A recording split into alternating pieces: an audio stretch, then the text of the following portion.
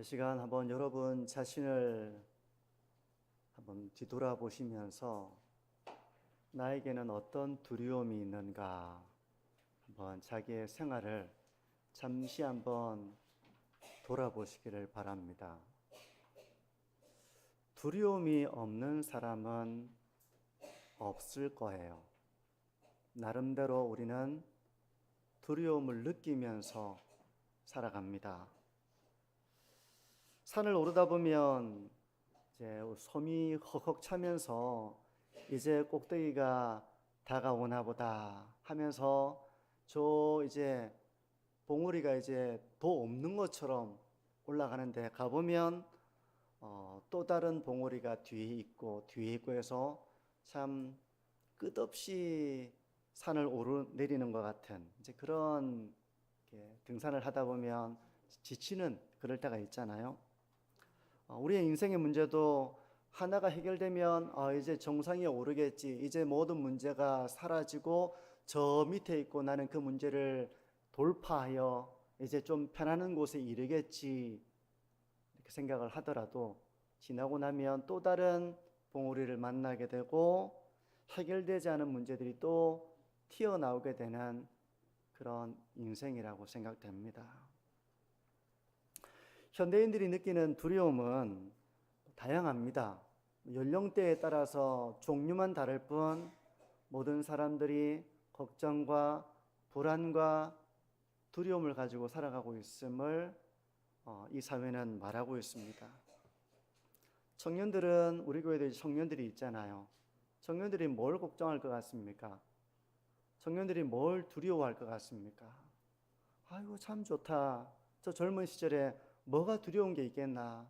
모든 게 다 좋지. 근데 우리의 젊은 시절을 한번 돌아보시면 청년들의 어떤 두려움은 불안정한 미래에 있다고 합니다.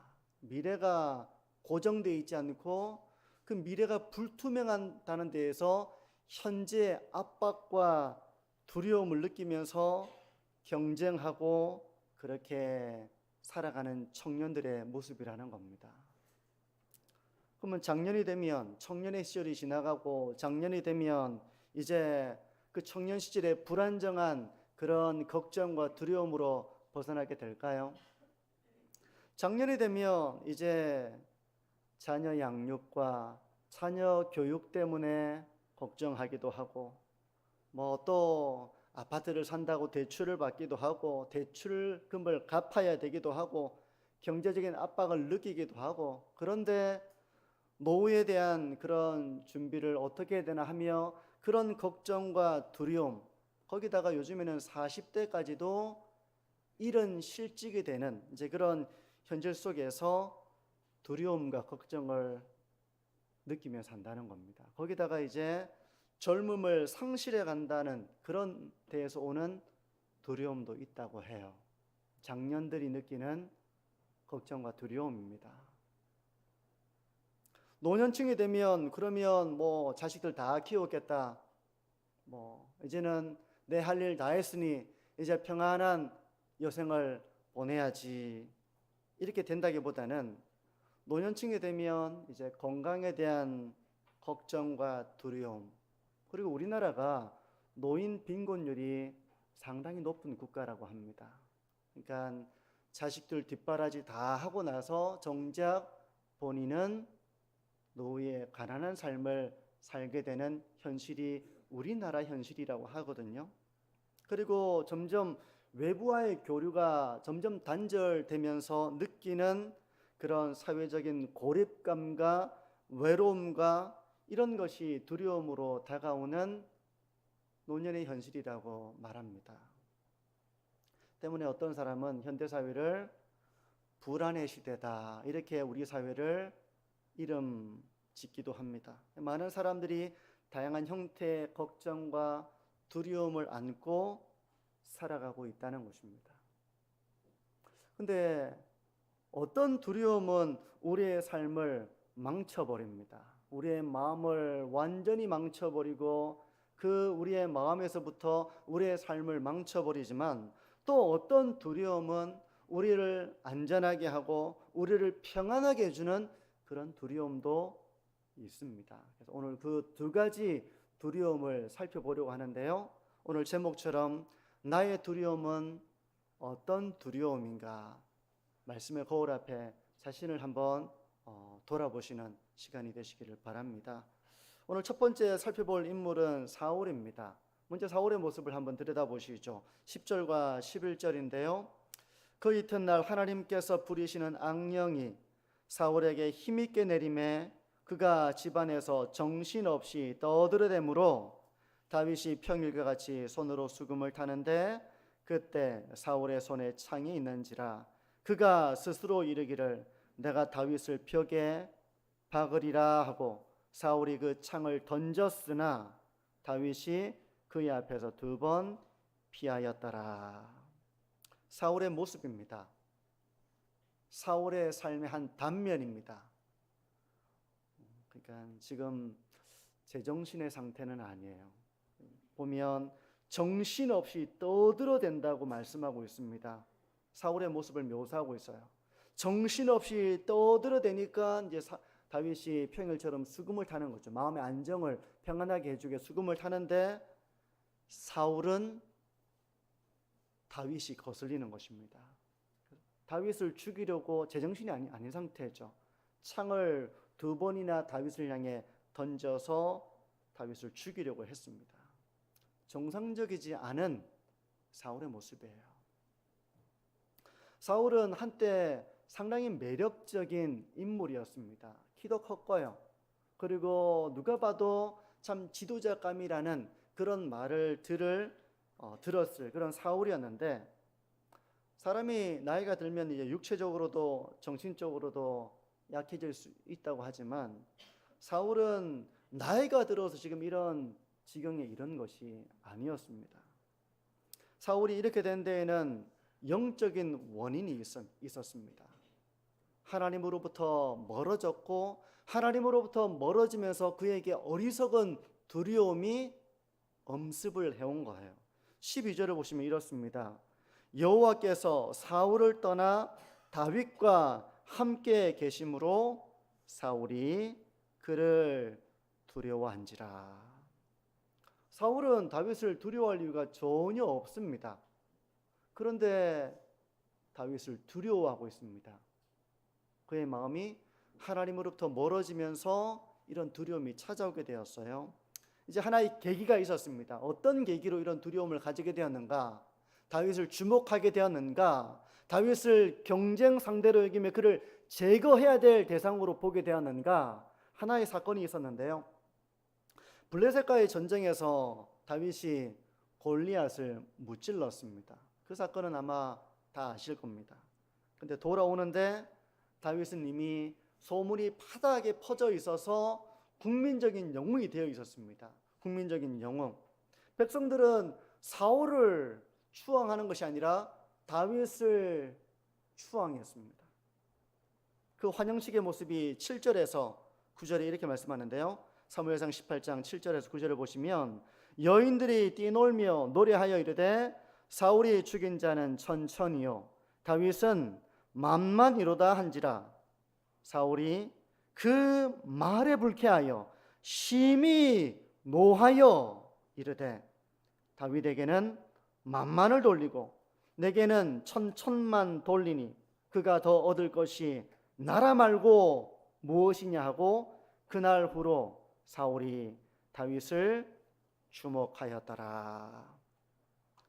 백성들의 마음이 다윗을 환호하고 다윗을 추앙하는 이 모습을 보면서 사울이 그만 다윗을 미워하게 된 겁니다. 그리고 다윗을 실제적으로 내 왕위를 노리는 자로 주목을 하게 된 거예요. 그가 이제 이 나라를 얻는 거 말고 도대체 뭘 더 얻을 수 있겠느냐, 이런 두려움이 그에게 싹 텄던 것입니다. 물론 다윗은 사울의 왕자를 노리는 인물이 아니었습니다.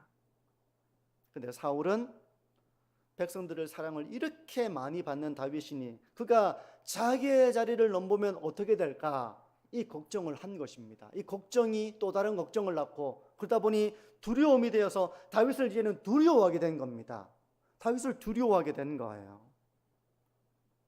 이전에도 사울은 하나님으로부터 멀어지면서 두려움을 가졌었습니다. 자기 나라를 공격하는 이 블레셋을 두려워했고 또 백성들을 두려워했습니다. 백성들의 눈치를 보는 그런 사람이 되었다는 거예요. 그는 담대하지 못했고 두려웠고 그 두려움으로 인간적인 방식으로 문제를 해결하려고 하는 그런 사람이 된 겁니다. 이제 다윗에 대한 두려움을 그를 죽이려고 하는 이런 방식으로 그의 두려움을 해소하려고 한 거예요. 오늘 이 말씀은 사울이 하나님을 두려워하지 않고 오히려 다른 것들을 두려워하게 될 때 빠질 수 있는 어리석음을 교훈하고 있습니다. 우리의 삶에는 늘 두려움이 도사리고 있습니다. 현대인들이 느끼는 불안과 두려움처럼 우리를 두렵게 하는 일들이 많습니다. 많아요. 그런 불안과 두려움에 사로잡혀서 하나님의 뜻을 분별하지 못하고 두려움에 내몰려서 인간적인 방안을 찾다 보면 마치 늪에 빠지는 것처럼 점점 어리석음에 빠져들게 됩니다. 점점 빠져들게 된다는 것입니다. 마치 햇볕이 들지 않는 곳에 곰팡이가 자라는 것처럼 하나님의 은혜의 빛 가운데에서 우리가 멀어지면 곰팡이 같은 이런 죄가 누룩처럼 우리 가운데 퍼져가게 되는 것입니다. 그것들이 우리의 생각과 행동에 영향을 주게 되는 거예요. 하나님으로부터 멀어지니 인간적인 두려움과 인간적인 방안으로 내 삶의 문제를 해결하려고 하다 보니까 점점 그 두려움의 늪에 빠져서 어리석음에 빠져들게 된다는 것입니다. 우리는 사울의 삶을 그렇게 진단해 볼 수 있다는 것입니다. 오늘 두 번째 들여다볼 인물은 다윗입니다. 다윗의 모습을 한번 보십시오. 14절입니다. 다윗이 그의 모든 일을 지혜롭게 행하니라. 여호와께서 그와 함께 계시니라. 다윗은 모든 일에 지혜롭게 행했다고 말씀을 하고 있습니다. 사울이 인간적인 두려움으로 잘못된 판단을 내리고 극단적인 행동을 한 것에 대조적으로 다윗은 지혜롭게 행했다는 거예요. 다윗의 이 지혜를 우리가 어떻게 생각해 볼 수 있을까요? 다윗의 지혜는 그가 지혜롭다 이런 의미라기보다는 하나님께서 함께 하신 결과였습니다. 그리고 또 다윗의 지혜는 그가 여호와 하나님을 경외한 결과이기도 했습니다. 하나님을 경외하니 그가 모든 일에 지혜롭게 행할 수 있었다는 것입니다. 잠언 9장 10절은 이렇게 말씀합니다. 여호와를 경외하는 것이 지혜의 근본이요 거룩하신 자를 아는 것이 명철이니라. 근데 다윗이 지혜로울 수 있었던 것은 그의 몸에 밴 여호와 경외의 열매였던 것입니다. 하나님을 경외하는 자에게 하나님이 함께 하시는 것은 너무나도 자연스러운 이치죠. 다윗은 모든 상황 속에 하나님을 의지했고 하나님을 신뢰했고 하나님의 말씀을 따라 순종하는 삶을 살고자 했는데 그것이 모든 일에 지혜로움으로 나타났다는 것입니다. 이게 바로 다윗의 모습에 대한 우리의 영적인 진단입니다. 그러니 이런 다윗을 지켜보는 백성들도 상당히 참 다윗을 사랑하게 되는 것이죠. 16절에 이렇게 말씀합니다. 온 이스라엘과 유다는 다윗을 사랑하였으니 그가 자기들 앞에 출입하기 때문이었더라. 여기서 출입하다는 것은 나가고 들어오는 것을 출입한다고 하잖아요.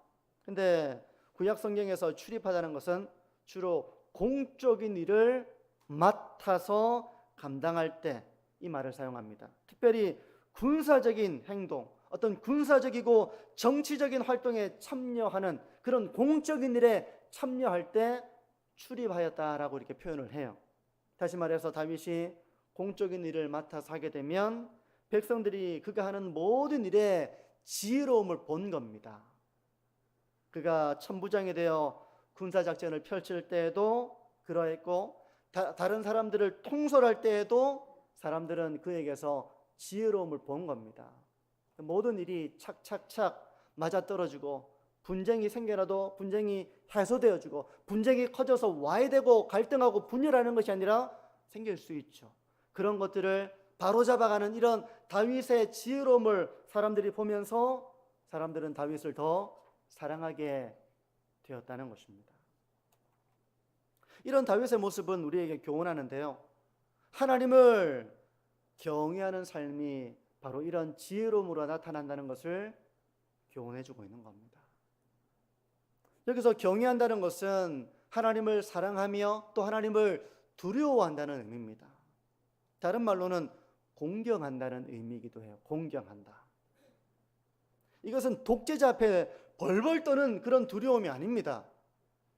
우리가 존경하고 사랑하는 사람 앞에서 가지는 가장 예의 바른 모습이며 조심스러움이며 공경하는 태도, 그게 바로 경외예요. 다윗은 하나님을 경외하는 그런 사람이었습니다. 하나님 앞에서 자기의 생각을 조심했습니다. 자신의 말을 조심했습니다.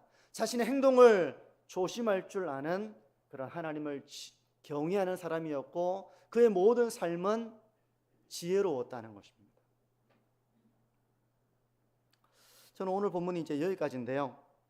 오늘 말씀을 통해서 좀 묵상해 보려고 하는 것은 우리의 삶의 두려움은 어떤 종류의 두려움인가 하는 것입니다.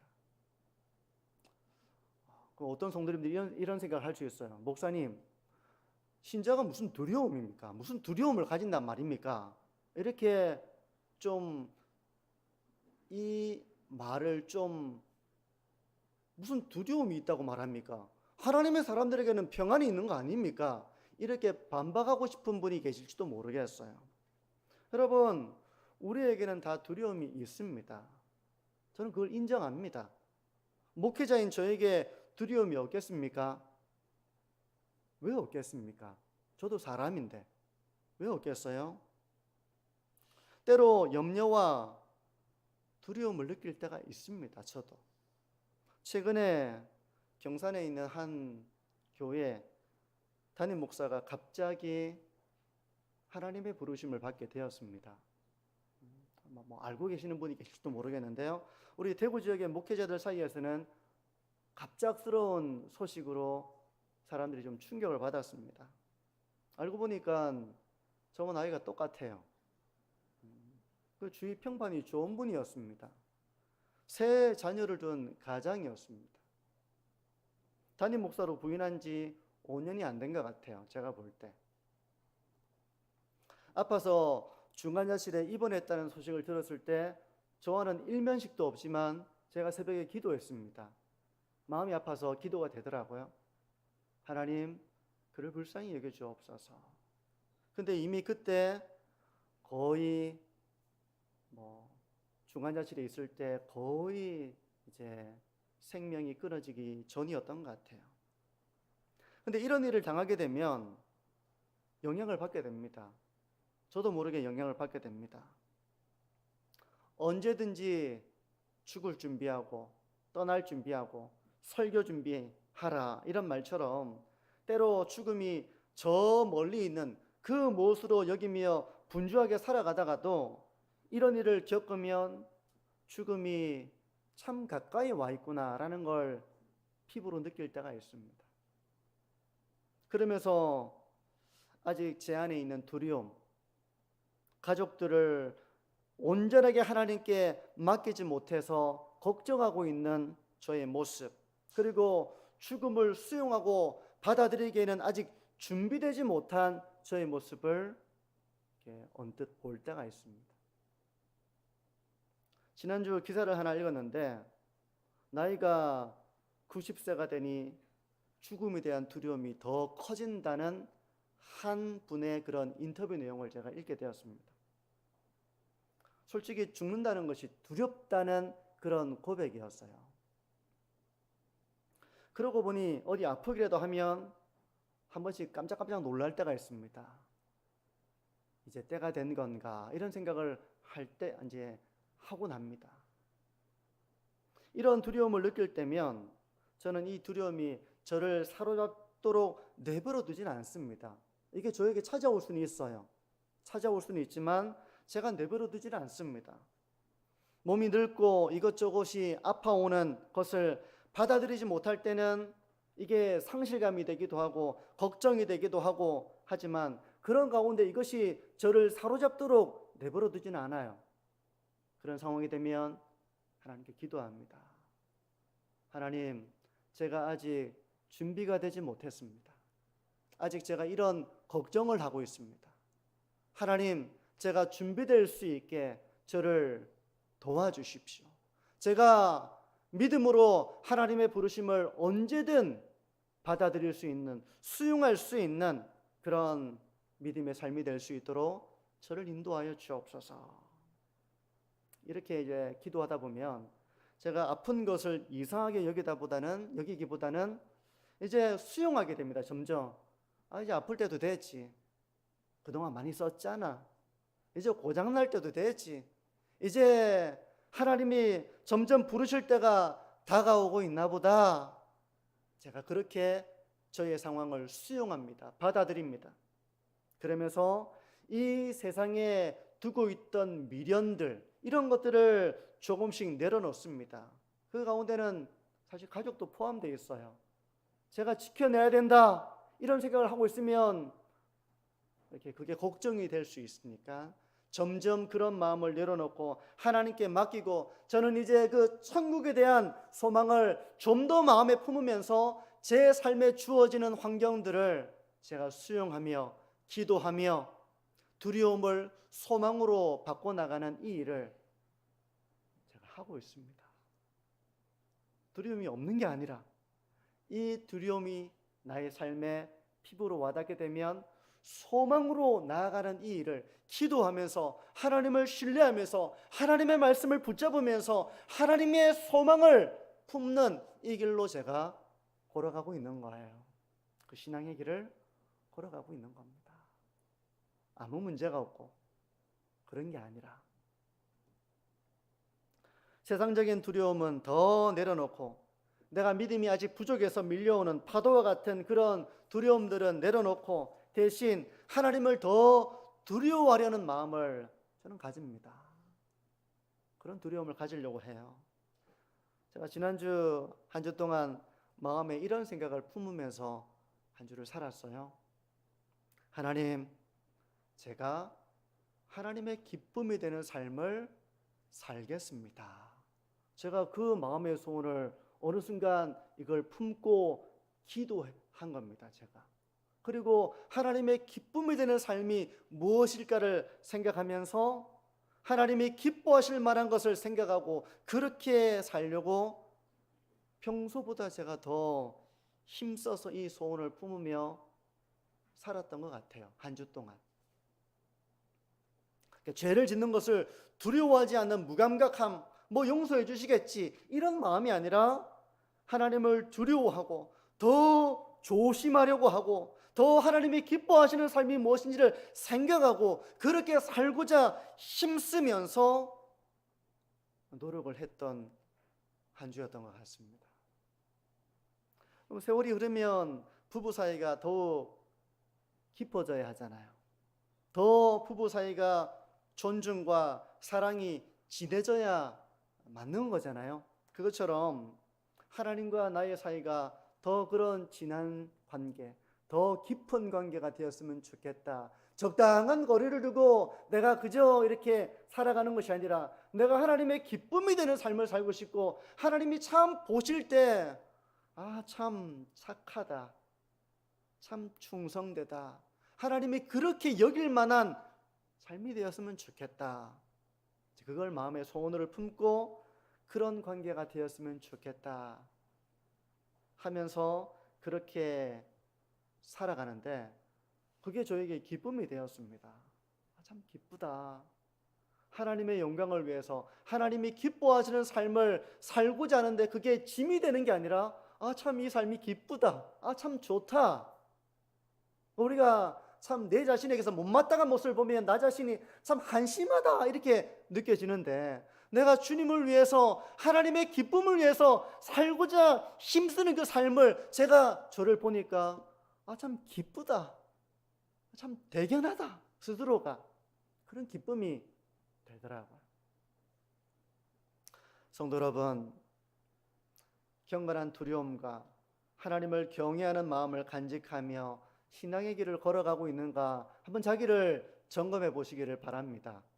매주 우리가 점검해야 될 부분이 똑같지는 않잖아요. 오늘은 이 말씀을 통해서 나는 사울의 길을 걸어가고 있는가, 아니면 다윗의 길을 걸어가고 있는가 한번 자기를 점검해 보십시오.